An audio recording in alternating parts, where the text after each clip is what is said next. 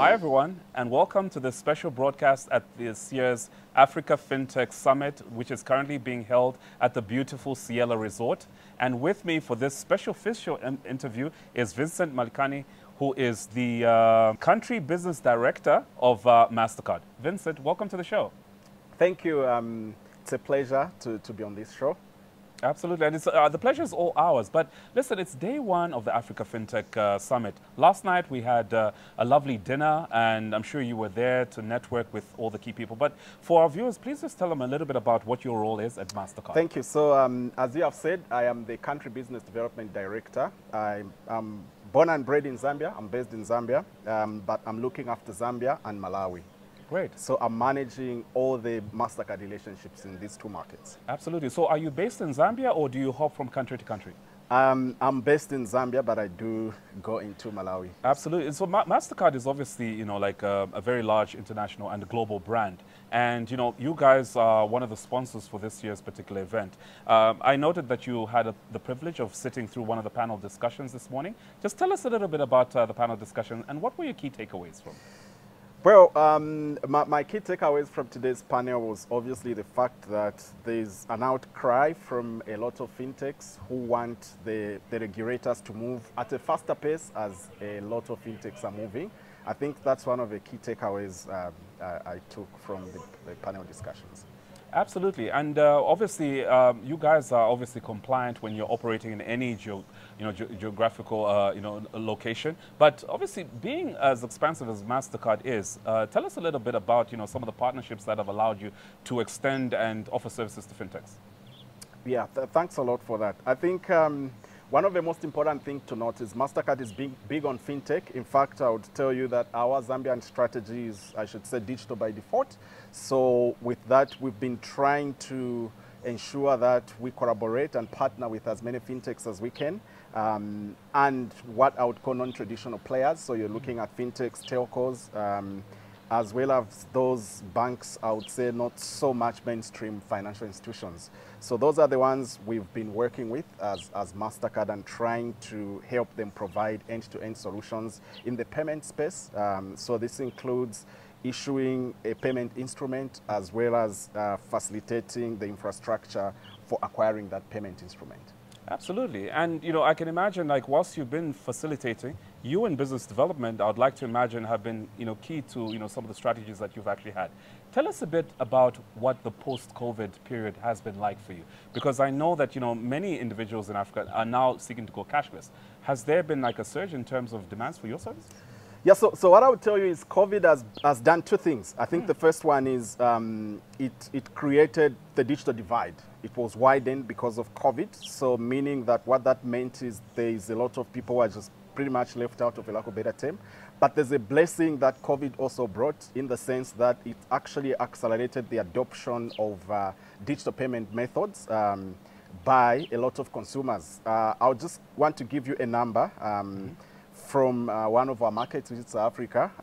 So what we saw in 2022 is 95%, which is a very big number, of consumers in South Africa at least used one emerging payment methods in the year 2022. So and this is owing to COVID, because as you know that you didn't want to hand over your card to someone, so you had to resort to different methods, tap on phone, e-commerce, and quite a whole lot of those new payment methods. Yes. Absolutely. Now, coming to Africa FinTech, one of the things that we've observed, because this is our second event, is that there's a lot of innovation there. Now, does the innovation, excite you or scare you that there's going to be new players on the market that come with different solutions that compete with you guys?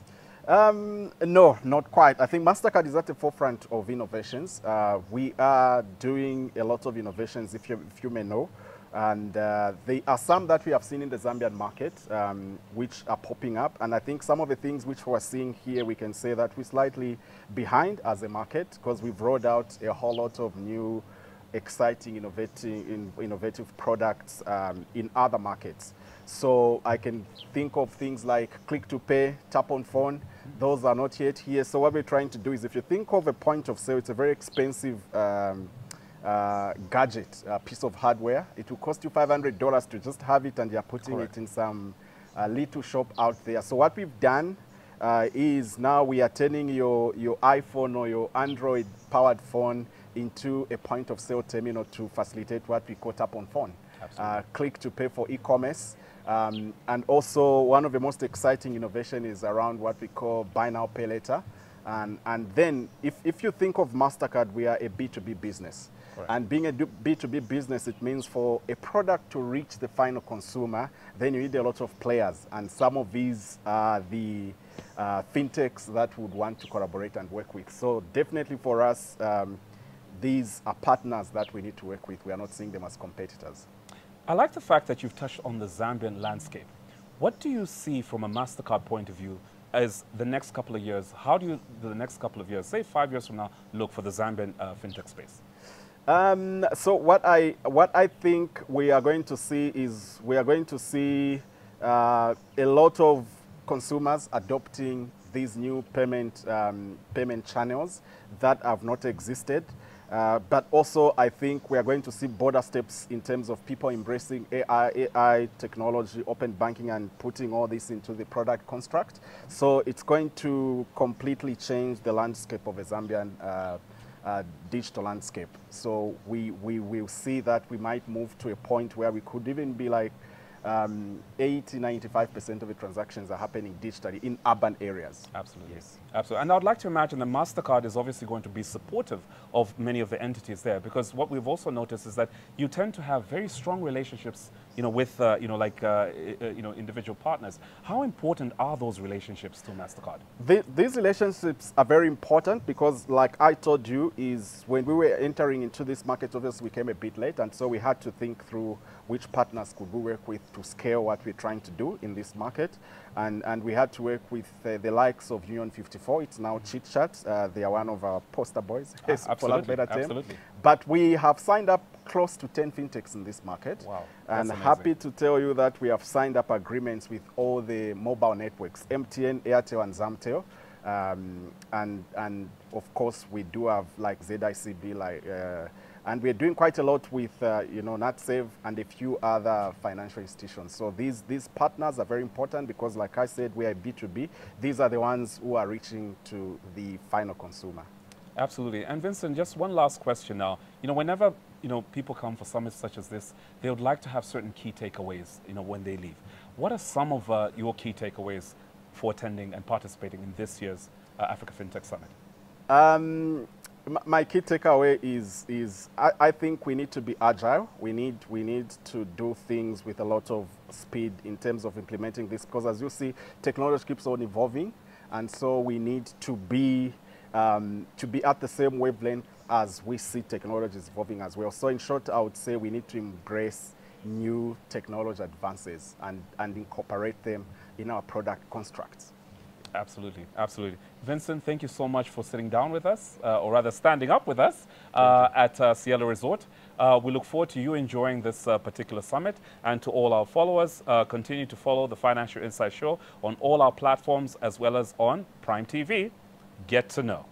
Thank you. It was a pleasure to be on Financial Insights. Absolutely. Thank you. Yeah.